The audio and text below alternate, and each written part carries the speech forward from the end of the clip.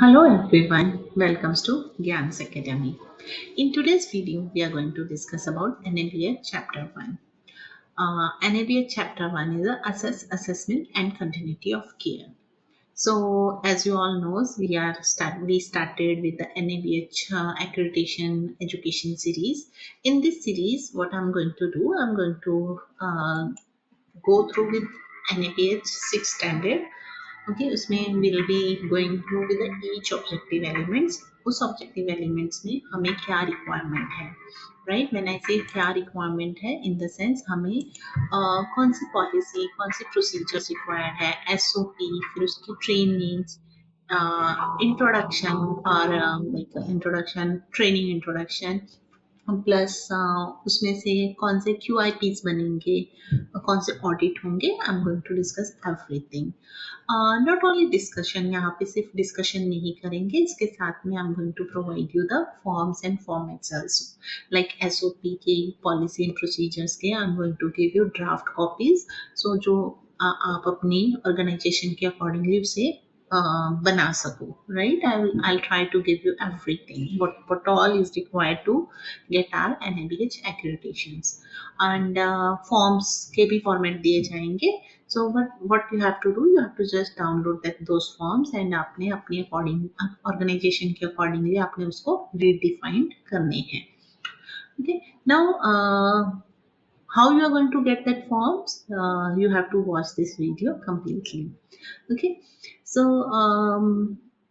plus I'm going to give you details about the how to do audits की details होंगी audit की tool kits होंगी और उसको कैसे करना है frequency मतलब audit की पूरी एक SOP होती है which will be discussing time to time then उसके बाद ऑडिट करने के बाद how we are going to get the report so उसकी visualization I'm going to give you advanced excel or then you can just play around with that excel and you will be getting your audit report so this all are we are going to have like upcoming days so I wanted to request you please like share and subscribe our channel on various platform अगर आपने किया है thank you and thank you very much अगर नहीं किया please do subscribe our channel on we are on YouTube Facebook LinkedIn TikTok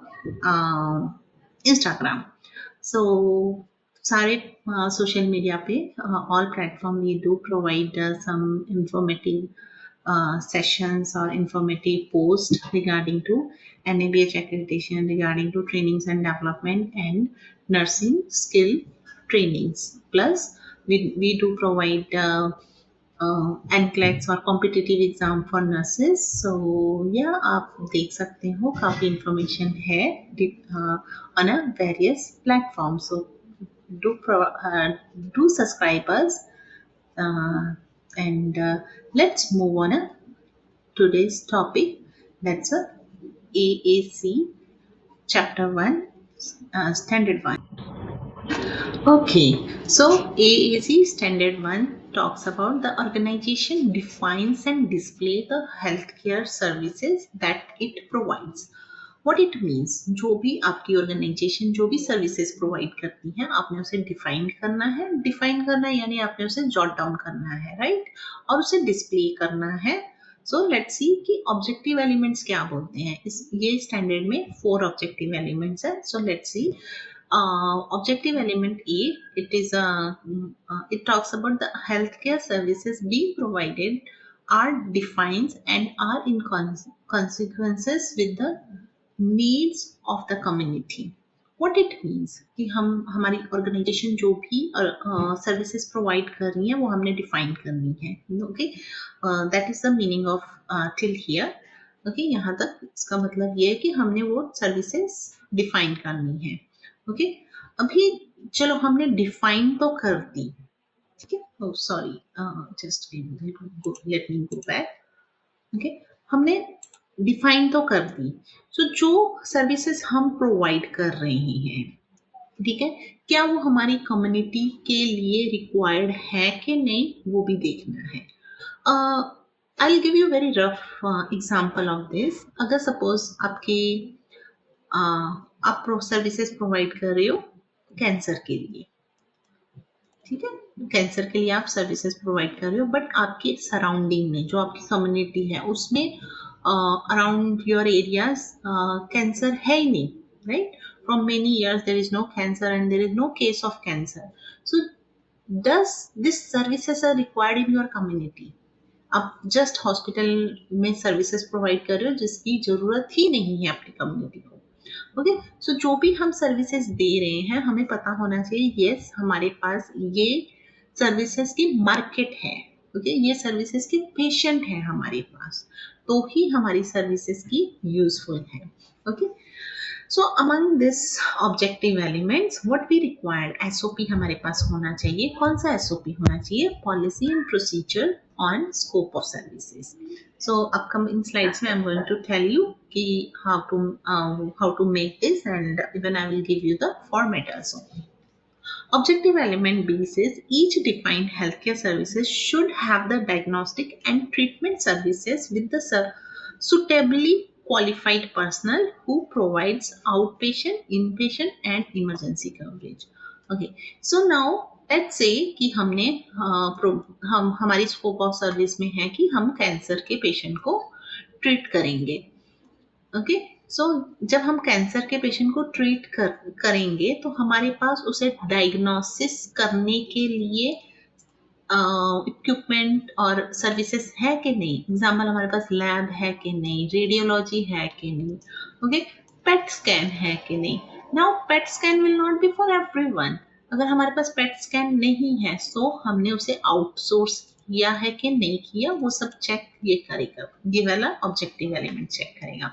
चलो जी, हमने cancer के लिए we have everything, we have lab, radiology, PET scan नहीं है बट हम उसे आउटसोर्स कर दिया. We have chemotherapy units, we have everything, surgery कर सकते हैं, सब कुछ कर सकते हैं. So yes, we provided. Now next है कि हमारे पास सुटेबल क्वालिफाइड पर्सनल्स है कि नहीं, यानी हमारे पास कोई डॉक्टर है जिसकी स्पेशलिटी है कैंसर में. डू वी हैव नर्सेस जो स्पेशलिटी है कैंसर में? तो do we have, like if we have radiology, if we have advanced technology investigation stuff, so हमारे पास उसे रन करने के लिए हमारे पास स्पेशलिटी वाले क्वालिफाइड पर्सनल्स है कि नहीं, ये ऑब्जेक्टिव एलिमेंट उसे सर्व करता है. Okay, so let's move on. Next is a C. The scope of healthcare services for each department is defined. चलो जी, हमने अभी हमने कहा ओके हम कैंसर की ट्रीटमेंट करेंगे. Okay, under this we have operation theater, under this we have chemotherapy. Okay, so अगर OT है, OT में हम कौन कौन से केसेस कर रहे हैं, OT या OR बोल दो, जो भी ऑपरेटिंग रूम, ऑपरेशन थिएटर, तो कौन कौन से केसेस हम कर रहे हैं उसकी लिस्ट होनी चाहिए. फिर हमारे पास रेडियो डायग्नोस्टिक है, ठीक है, रेडियो डायग्नोस्टिक में हम क्या क्या करते हैं, सीटी करते हैं, प्लेन सीटी करते हैं, ठीक है, एमआरआई करते हैं, प्लेन एमआरआई करते हैं, तो ये सारी लिस्ट होनी चाहिए. अब ये जो लिस्ट है हर डिपार्टमेंट की, it will be very huge list, ठीक है. अभी इसे हम डिस्प्ले तो नहीं कर सकते, like it going to be very costly. करने के लिए कर तो सकते हैं बट बहुत कॉस्टली हो जाएगा. तो इसे कैसे हम कर सकते हैं, इसे आप अपनी वेबसाइट पे डाल सकते हो या आप अपने ब्रोशर्स बना सकते हो, हर department specific. Okay, so that will be there. The fourth is organization defines healthcare services are promptly display. अभी जो भी आपकी ऑर्गेनाइजेशन की पॉलिसी सर्विसेज है आपने उसे डिस्प्ले करना है. कहाँ डिस्प्ले करना है? It should be visual. जैसे पेशेंट एंटर करता है या कर रहा है उसे दिखनी चाहिए, और ये पेशेंट की ओन अंडरस्टैंडिंग लैंग्वेज में होनी चाहिए. आप इंग्लिश में या आपकी रीजनल लैंग्वेज में भी इसे डाल सकते हैं. Okay, usually we called as a citizen charter. So this all are the standards. So let's see. अभी हम next move करते हैं policy पे. Okay. Okay. Now let's see. ये objective element से जो policy बनेगी, जो policy बनेगी उसका नाम है policy on scope of services. Regarding the header and footer, I'm going to discuss. I'm going to make another video उसमें details of जो भी हेडर है, फुटर है, फिर पॉलिसी या प्रोसीजर्स को कैसे नंबर करते हैं, उसे कैसे कंट्रोल करते हैं, वो सारा हम अनदर वीडियो में देखेंगे। सो कोई भी पॉलिसी या प्रोसीजर बनाते हैं जब, तो उसका एक ऑब्जेक्टिव होता है।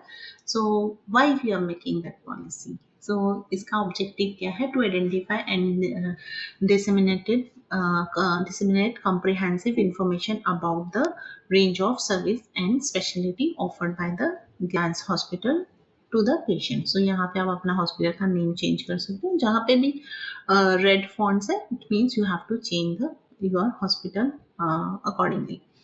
What this policy says, हर पॉलिसी की हर ऑर्गेनाइजेशन की एक पॉलिसीज की पॉलिसी स्टेटमेंट होती है। सो ये स्कोप ऑफ सर्विसेज के लिए what is the policy statement? The hospital policy states that the hospital provides clearly defined services, यानी हमने पहले डिफाइंड कर ली, ठीक है। Hospital staffs are inform about the available services, यानी हमने ट्रेनिंग दी स्टाफ को। Services are promptly display at the hospital entrance, फिर हमने उस पॉलिसीज को जो सर्विसेज है उसे हमने डिस्प्ले किया, एंड जो भी डिपार्टमेंटल स्कोप्स हैं उसे हमने डिफाइन करने के बाद उसे हमने अवेलेबल किया in departments in a form of, we can do website पे डाल सकते हो, ब्रोशर्स बना सकते हो। So in that form we had done.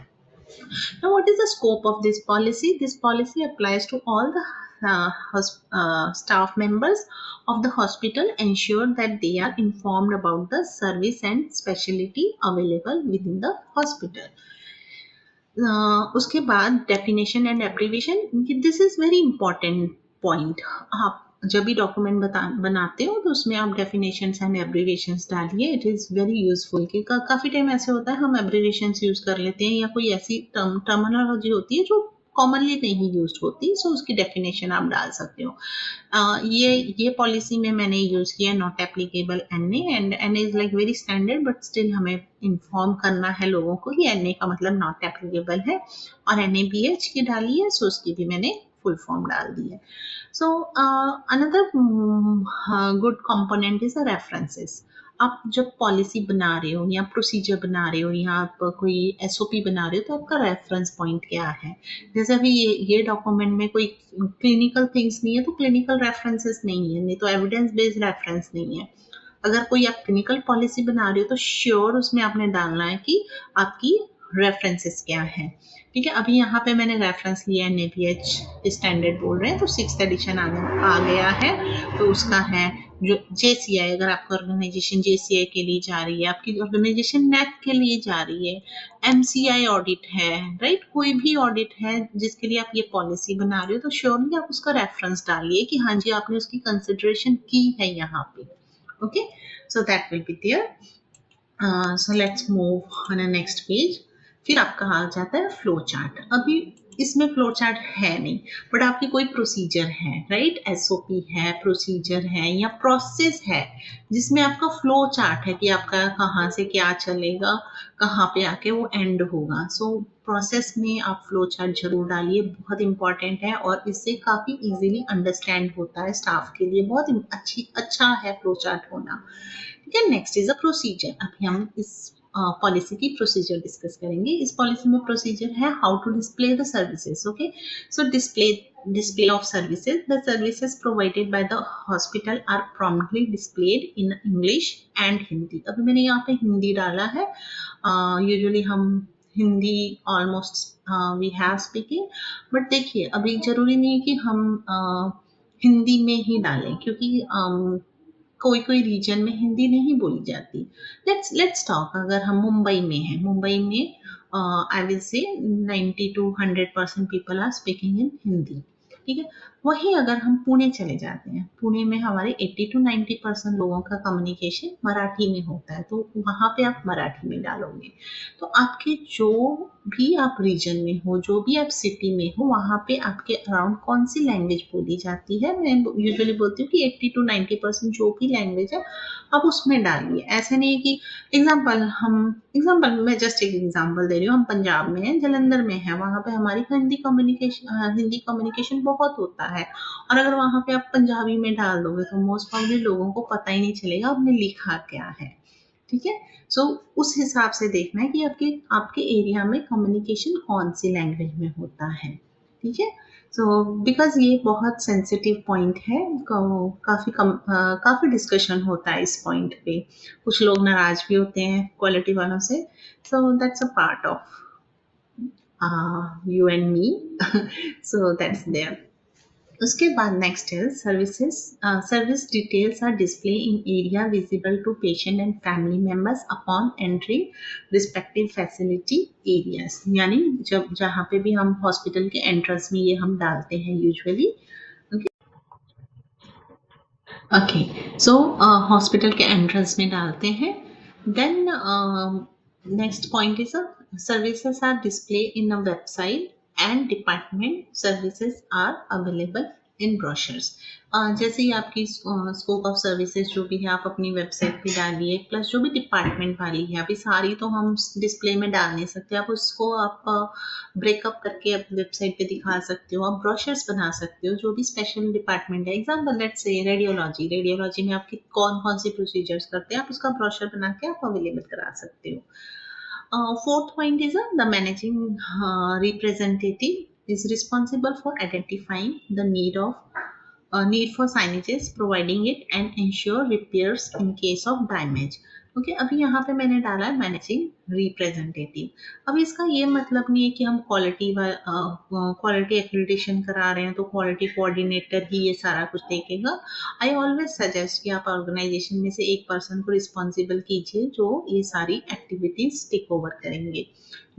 Usually marketing वाले हो सकते हैं या एडमिन से हो सकता है, बट नॉट श्योर, हमेशा ऐसे नहीं होना चाहिए कि क्वालिटी वाला कर रहा है क्योंकि ये क्वालिटी रिलेटेड है। नो, ओके, जो भी पर्सन आप रिस्पॉन्सिबल कर रहे हैं उसकी यहाँ पे डेजिग्नेशन डालनी है, नाम नहीं डालना है पर्सन का।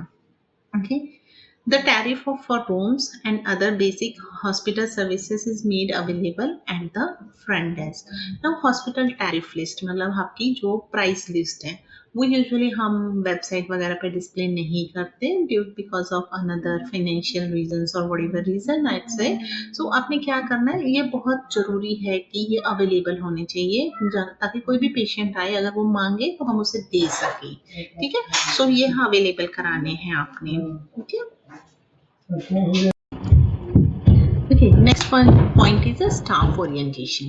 अभी in this point we'll be discussing the staff at the help desk, admission counter, billing, outpatient department, diagnostics, emergency, nursing, medical services, जो भी मतलब जो भी आपके ऑर्गेनाइजेशन में स्टाफ है, they must be trained on this policies during the following situation. ठीक है, मतलब कब कब आपने उन्हें ट्रेन करना है। When new staff joins, at the time of joining you have to train, and when there are changes और अपडेट टू टैरिफ, सर्विसेज और पॉलिसीज। व्हाट इट मीन्स, जब भी आपकी कोई भी सर्विसेज में एडिशन या डिलीशन हुआ उस टाइम आपने उन्हें ट्रेन करना है।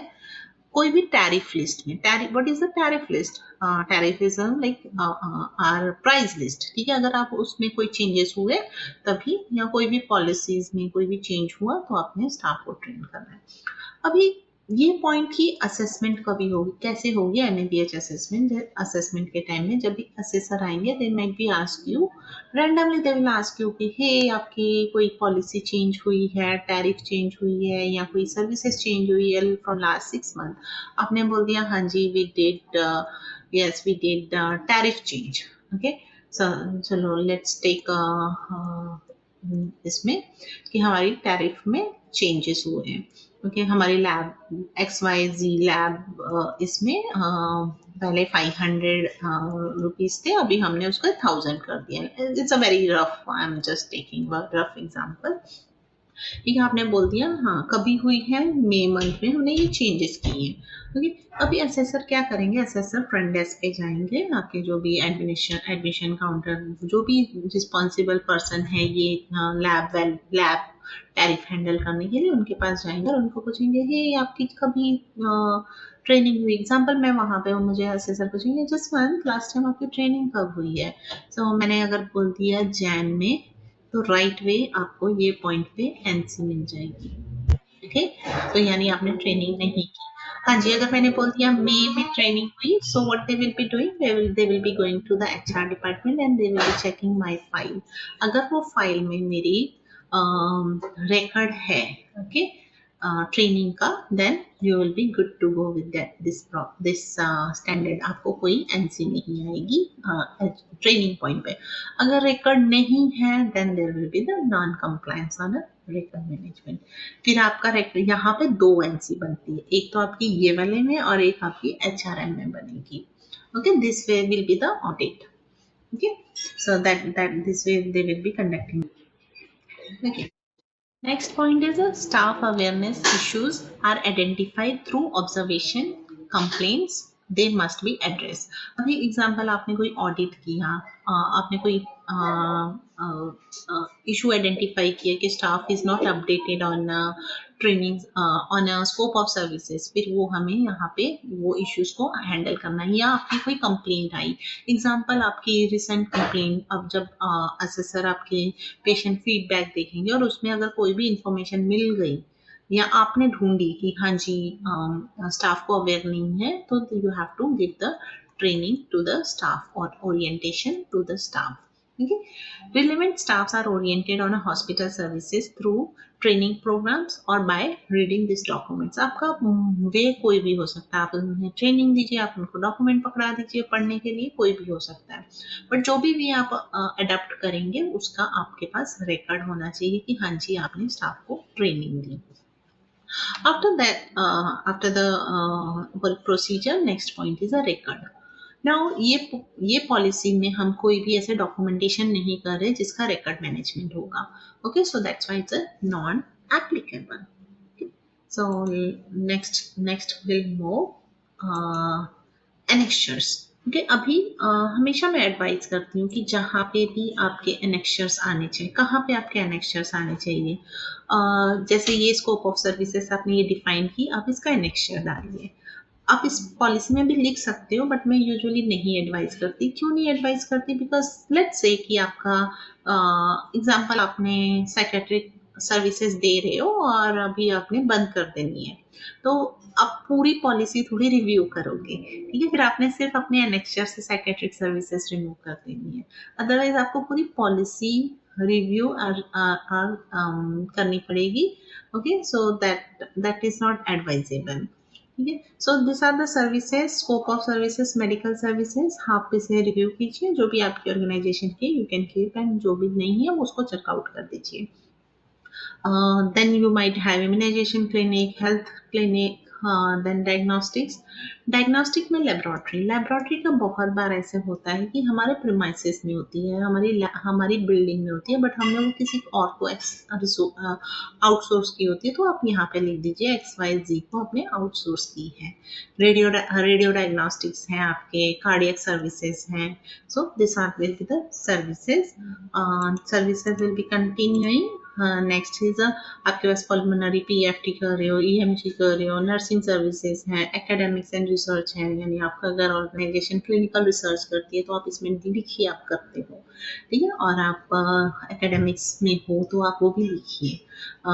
That is a services you are giving. Okay, so next is support services.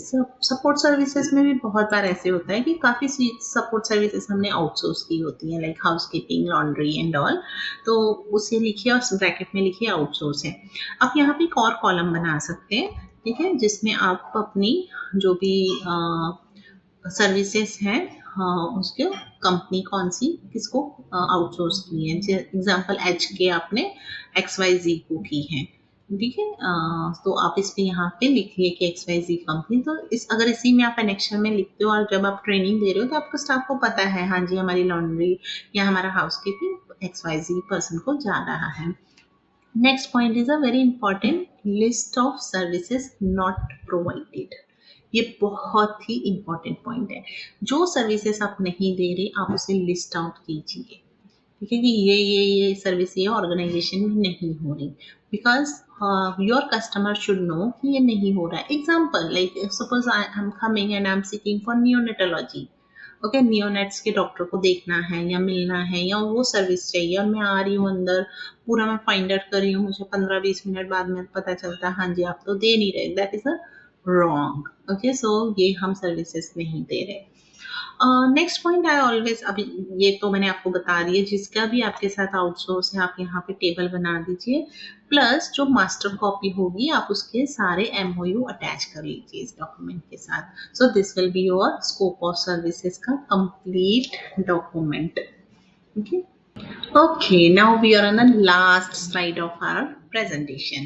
So, अगर आपको ये policy document चाहिए, इसकी word document चाहिए, so what you have to do, please go on a www.completenursingsolution.in or you will be finding document over there. वहाँ पे link मिल जाएगी, या आप यहाँ इस बार कोड को स्कैन कर लीजिए and you will be landing to this website, and from there you will be getting your information how to download this policy. Thank you very much for watching my video, and again please like, share and subscribe our channel on various platforms, and please do write on in a comment box how you like these videos, या कोई feedback, positive feedback and negative feedback, as feedback is a very important component for quality guides, right? So thank you again, and please लिखिए, आपका feedback दीजिए. That will be helpful for me. Like आपके positive feedback से मुझे surely boost up मिलेगा, और जो negative feedback होंगे उससे मुझे learning होगी. So I will improve myself, right? I'm trying to put many topic, as much as topic which will help you guys. Thank you, and stay tuned for more topics, more videos, more content, and have us. Okay, so thank you. Bye bye.